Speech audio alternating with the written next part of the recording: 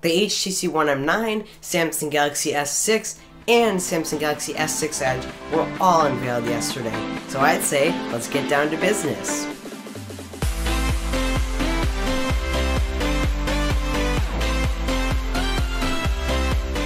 So why don't we start out with specs?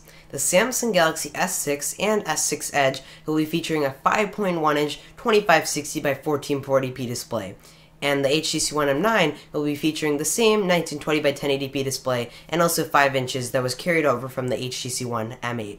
And honestly, that's a little disappointing that they didn't upgrade it, because it would have been really nice considering the direction that all the basic flagships are going up to, which is 2560 by 1440. And I mean, I would have liked to have seen that, but the screen on the M8 is not bad, but as I said, it would be a little bit nicer. And also, the screen on Samsung Galaxy S6 is that Super AMOLED screen, so it has those really vivid colors, along with those very deep blacks. And also, the PPI on the Samsung display is super high. It's 577, so that's really, really nice. And the screen should be super sharp and high resolution. So for the processors in these phones, the Samsung Galaxy S6 and S6 Edge will be featuring an 8-core 64-bit Samsung Exynos processor, and that's a really nice chip. It's also paired with over a 2 GHz clock speed, so that'll be really impressive and fast. And over on the HTC side of things, they'll be featuring a Snapdragon 810 processor, and that's also a quad-core, which is still pretty decent, but definitely that Exynos is going to beat out the Snapdragon 810.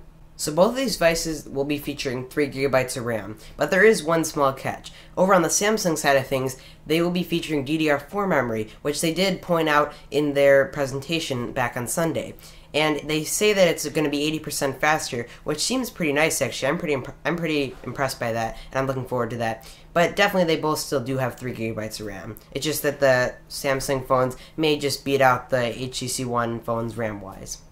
So for cameras, the Samsung Galaxy S6 will have a 16 megapixel rear-facing camera and a 5 megapixel front-facing camera. And over on HTC, the rear-facing camera is a 20 megapixel sensor and the front-facing camera is 4 megapixels. And they did point out that the front-facing camera is super wide, so it will help with those group selfies that you may be taking. So that may be helpful for some of you people out there.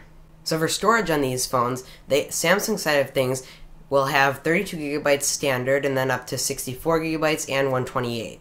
And on the HTC side of things, they will have 32 GB standard as usual, and then only upgradable up to 64 GB. So no 128, but that's really not necessary completely.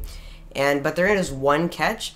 On the Samsung side of things, they used to have that removable back where you could put in additional storage, but now it's all closed off because they have glass and aluminum, so they did remove that, and now you're just stuck with whatever package you do buy storage-wise.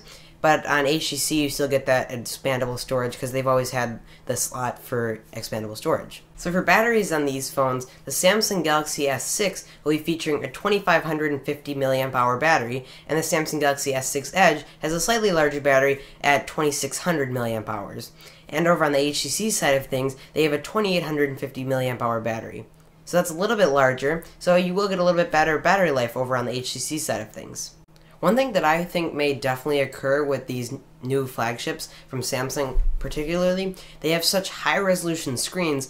Even if the battery is large enough, it still will definitely use a lot of the battery because it's such a high resolution screen. It does draw a lot of power. So HTC may do a little bit better on battery life, and also they do have a larger battery as well. So really, I think battery life wise, HTC really has the upper hand. So I hope this video gave you a little bit more easy understanding of what new phones were released and which one might be a better option for you. I mean, personally, if I were going to buy one of these phones right now, I'd probably stick to the Samsung side, maybe the S6. I probably wouldn't go for the S6 Edge, but I would do that because for me, really, there's a lot more advantages. You get the higher clock speed, faster processor, you get a better screen. I mean, the battery life is a little bit of a compromise, but I think I'd definitely do that. I'd take that sacrifice.